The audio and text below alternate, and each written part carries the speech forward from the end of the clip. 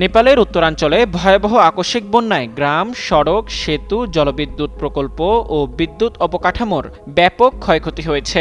বুধবার দেশটির উত্তরাঞ্চলীয় কয়েকটি জেলার উপর দিয়ে প্রবল বেগে বন্যার পানি প্রবাহিত হয়। এতে বহু জনবসতি প্লাবিত হওয়ার পাশাপাশি গুরুত্বপূর্ণ সড়ক ও বিদ্যুৎ অবকাঠামো ক্ষতিগ্রস্ত হয়েছে। নেপাল ইলেকট্রিসিটি অথরিটি NEA জানিয়েছে, বন্যায় অন্তত 6টি গুরুত্বপূর্ণ জলবিদ্যুৎ ও বিদ্যুৎ সঞ্চালন স্থাপনা ক্ষতিগ্রস্ত হয়েছে।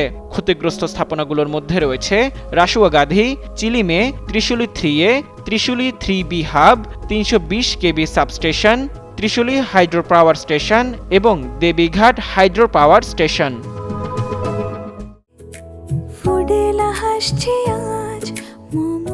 ফুডেলা একটি নাবিল পণ্য।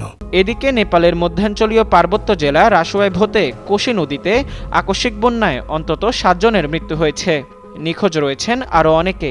নিখোঁজদের মধ্যে 105 জন ভারতীয় নাগরিক বলেও জানা গেছে।